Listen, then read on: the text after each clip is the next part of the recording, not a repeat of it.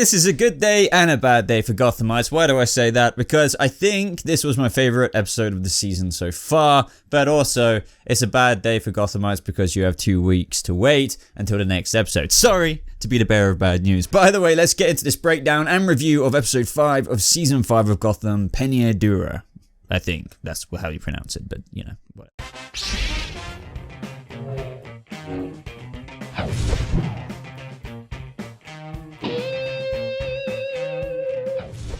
How's it going, Gothamites? Hope I'm not too blurry because when I have the camera like this far away, I really can't see on that little preview screen if I've got the focus right. Welcome to a brand new review of Gotham Season 5, Episode 5. Very, very happy to talk about this episode just because I had a very, very good time watching it. Not that I don't have a good time watching previous episodes, but I genuinely feel this episode was solid through and through. And if you want to find out why, well, I just suggest that you stick around throughout this video because there's also quite a few teasers that are included in this episode. And a few Easter eggs that I want to include, and some things you may know, some things you may not know if you're a fan of the comics and whatnot. But of course, subscribe if you're brand new for more videos just like this, whether it's Gotham or other comic book shows. Check out my review video yesterday on the Batman because we're getting a new Batman in the DCU. Nothing to do with Gotham, but kind of related. For you should check that out. And of course, like this video if you do go on to enjoy it. I hate asking, but you know, you guys really do crush it sometimes, and it really does help the channel out. So thank you so much if you remember to click that like button. So right at the beginning of this episode, guys, as I kind of thought in my trailer breakdown, when we saw those RPG kind of ammo, rockety ammo in the trailer in this location, it seemed that Jim was going to be, you know, investigating who they found out last episode sold the RPG to whoever blew up Haven. So when they infiltrated that place, you know, this is when we got introduced to Gotham's version of Bane. Now, he isn't Bane yet, but that will be coming very soon, very, very soon, even as early as next episode by the looks of the promo, which, by the way, I will hopefully have out either later today or tomorrow. But this is the thing, this story and the introduction of Shane West's Eduardo Dorrance is opening a much bigger thing than what you may think, because there is a mysterious character named Walker who has sent Bane in, and the first phase is to eliminate all the threats, and then they can move on to the final stages of Walker's plan for kind of getting back Gotham. But if there's one thing we know and what they've described about Bane's story already is that, you know, well, he's kind of taken this opportunity to seize control of the city, maybe not for himself, but for this person who is Walker. Now, I'll get into who I think Walker is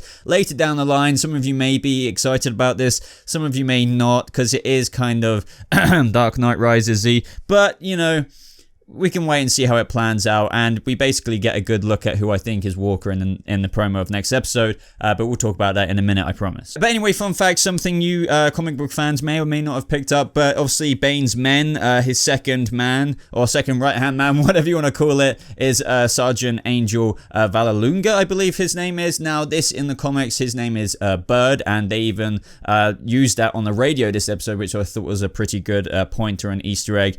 He was just like, this is Bird 02. Now, he served a sentence with Bane in Pena Dura.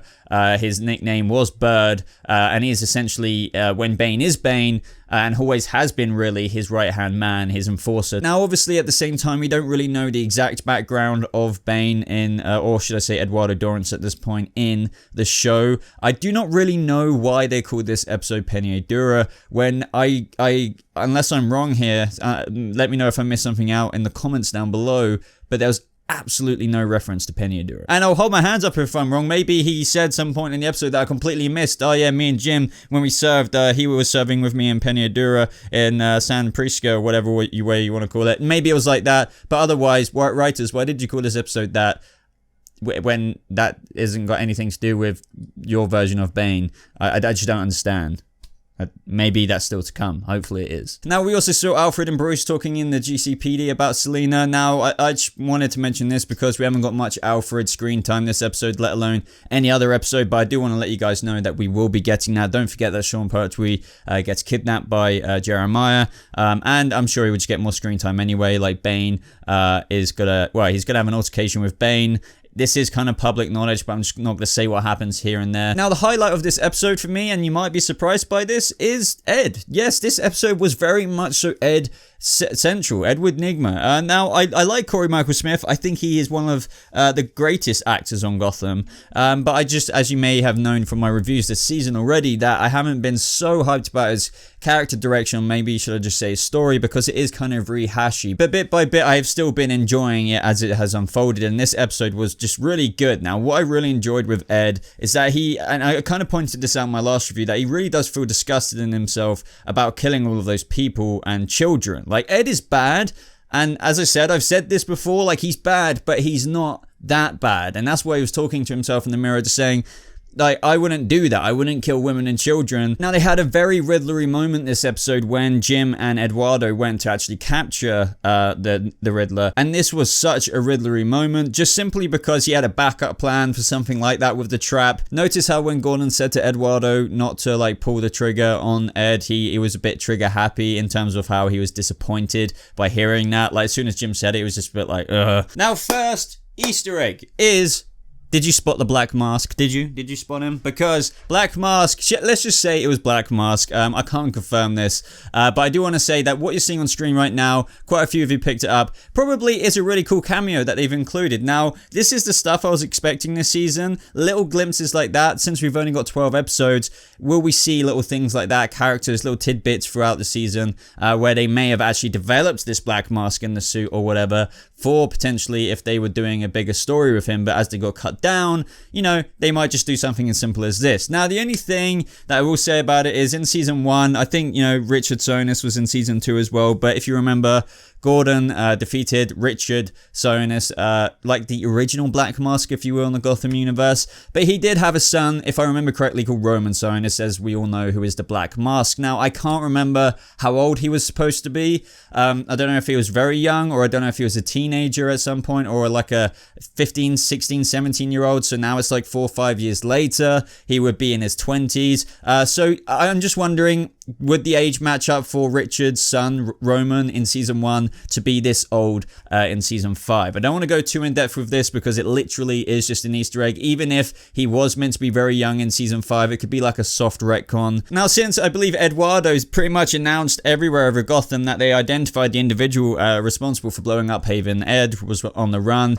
He essentially got captured by some really kind of strange citizens of Gotham who didn't care about humans. Come on, humans, who cares about those? Our dog was blown up in the fire, and of course, like, we care about dogs as well. But this was quite an interesting moment because Ed's getting electrocuted, it triggered some memories, and he realized, or should I say, the memory got unveiled, that Oswald said, "I'm going to fix you." So naturally, Ed was thinking, Oswald, of course, you're responsible for this. Who else would it have been? So, of course, what are we going to talk about now? Naturally, Ed visiting Oswald. Now, I love these two together. I shouldn't have to explain why. These two are really good friends in real life. Their story throughout Gotham has been something to treasure. The back and forth of it all. Or should I just say that they're frenemies and forever will be? And you can just see that in the scene very, very well. So when obviously Ed confronts Oswald saying, you know, you're responsible, like, you did this to me. And the thing is, Oswald is surprised by all of this. Oswald, it doesn't know any of this, and that's why he looked concerned, if anything. And I mean, even earlier on in the episode, when they found out it was Ed, he was concerned. He was like, "Oh, Ed, like, what have you done now?" or something like that. And this moment and everything I'm kind of talking about right now was also highlighted through Oswald saying that he saved his life, his only friend. I mean,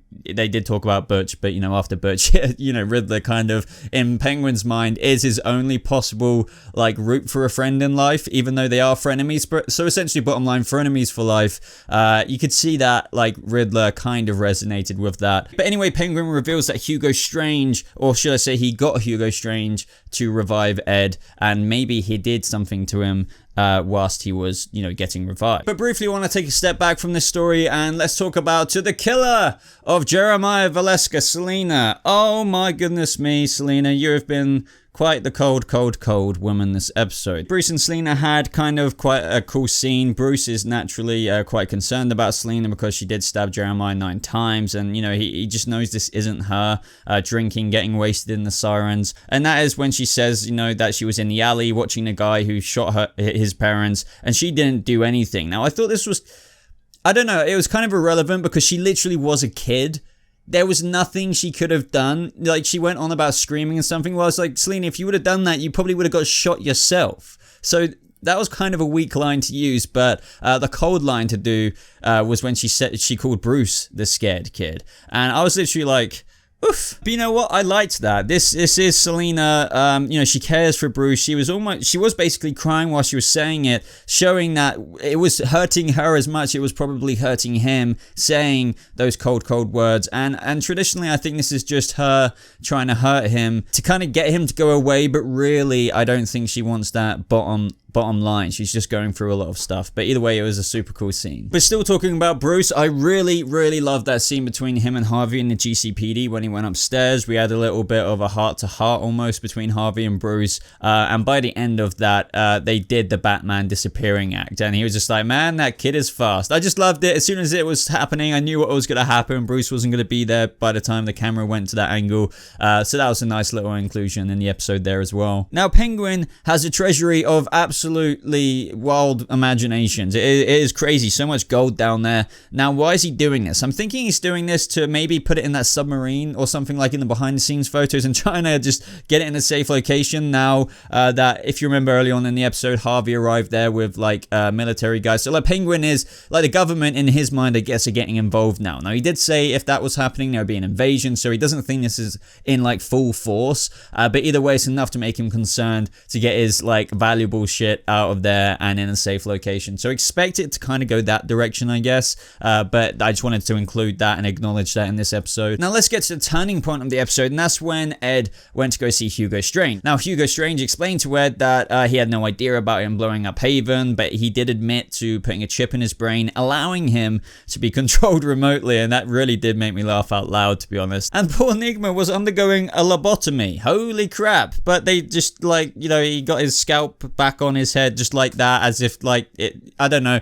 ignore all that stuff aside because, you know, he's just kind of fine now. He rebooted the chip. He should be all right now, but this is when Bane and Gordon, I need to stop calling him Bane because he's not Bane yet. Eduardo and Gordon arrived, and it got revealed that it's actually Eduardo who has the control behind Enigma, which makes things super interesting. Now this is when essentially it gets revealed that Walker is behind controlling Enigma. Walker is behind Bane's operation, Eduardo's operation, and the plan is to like eliminate the threats and then go out through the final stages of Gotham, you know, the relief plan or whatever, you know, offer Gordon to get in on this, so on and so forth. Now Gordon obviously didn't want to kill Enigma because that was Gordon's test, like you can be in our mission, blah blah blah, if you just put a bullet in Ed's head, but obviously he didn't want to do that.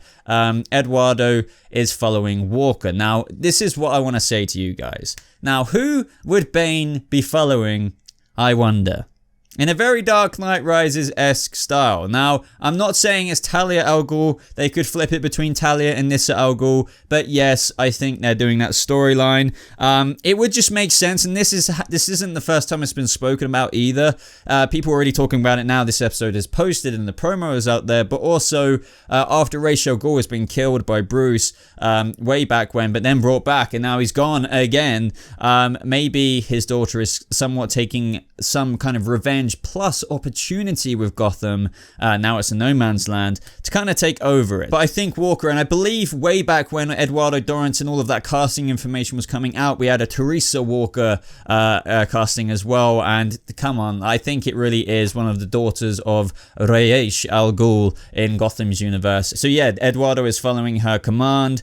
She had to do with blowing up Haven. This is totally something I think the daughter of the demon would do, without giving much of an F about the regard of Gotham and its, you know, situation with trying to survive no man's land. Now, I'm suspecting in the comments below, as I said, some of you may like this, some of you may really not want them to do like one of the daughters of the demon storyline, and then also connecting that with Eduardo Dorrance / Bane in the show. But let me know what you think down in the comments below. So even though, like, if it is Talia or something like that, and some of you may be like, oh yeah, but Talia is meant to get involved with Bruce one day, but he's not old enough. Like, Gotham does do things differently. You could argue when Bruce is like 10 years later, maybe he could have something with her, but I think the person who's playing Walker is quite a lot older. But then again, she might be ageless in a kind of, you know, demon's head kind of way with the Lazarus water. So we're gonna have to wait and see how all of that works anyway. I think Gotham will be doing it differently. Bane is already being done differently, so we're just gonna have to wait and see. But you know, quite a cool twist in a sense.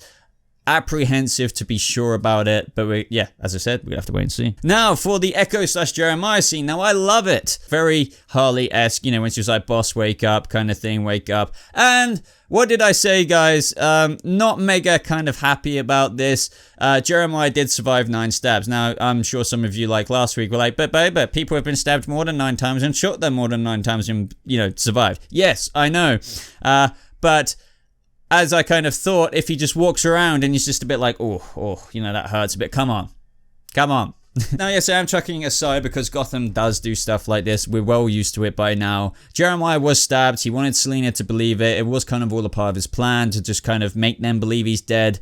I get it. I really enjoyed these performances. Seriously, Echo is really Harley Quinn proto, you know, Harley Quinn centric is awesome. When I had my interview with Francesca as well, she said her voice would be getting higher. I don't think it's got achieved peak highness yet, but it is, you know, when she was first talking to him, it was really high pitched and it is really kind of chilling. And I like how Jeremiah was also not liking how Echo was getting quite sentimental about him, because in that interview as well, and if it isn't clear already when you're watching Echo, she is infatuated with him, head over heels crazy about him. As I said, check out the interview in the cards above if you haven't seen it, where I actually interviewed the actress Francesca Root Dodson, who plays Echo.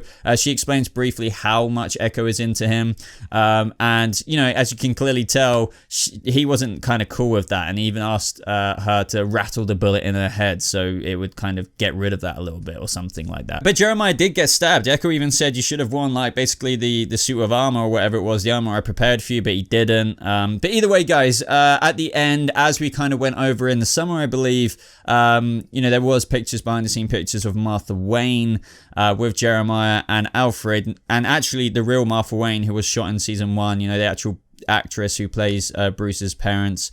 And at the end, what did we have? Thomas and Martha Wayne. Now, a lot of people thought that this would be Lee and Gordon. I was in between all of that, but I was also in between it at the same time because I quite literally did see the actress who plays Martha Wayne. Now, maybe it still will be Jim and Lee after they're lured to Ace Chemicals in episode 7 or something. I'm not sure exactly how this is going to go down.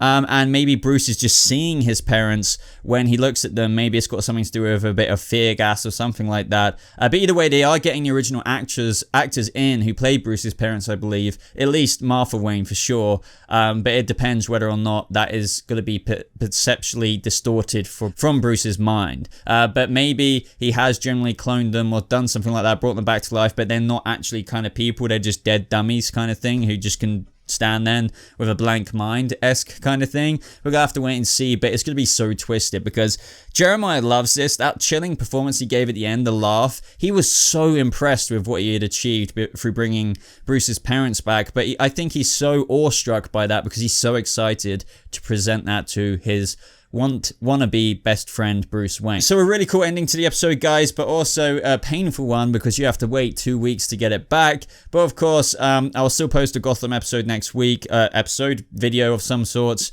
Let me know if you have any suggestions down in the comments below if you want it to be about anything in particular. But that, everyone, is the gist of the episode, season 5, episode 5, Pena Dura. As I said, I'm pretty sure they had nothing to do with Pena Dura, but it was a good episode, a really solid one. I think mainly just because it didn't have any boring moments. It was always just like going, you know, we got introduced to a new character. Ed's story was very interesting. We had other things throughout. It was just really continuously fascinating to watch. So let me know what you thought of it down in the comments below, everyone. Leave a like if you do enjoy this video. Subscribe if you're brand new. As always, links are in the description down below to my Discord server. Other places to support me, like, you know, if you want to check out my merch, my Patreon. But thank you so much for watching, guys. Hope you have a lovely rest of your day, and I'll see you Gothamites in the next video, which will probably be the promo breakdown, but, you know, that'll be up at some point. Peace.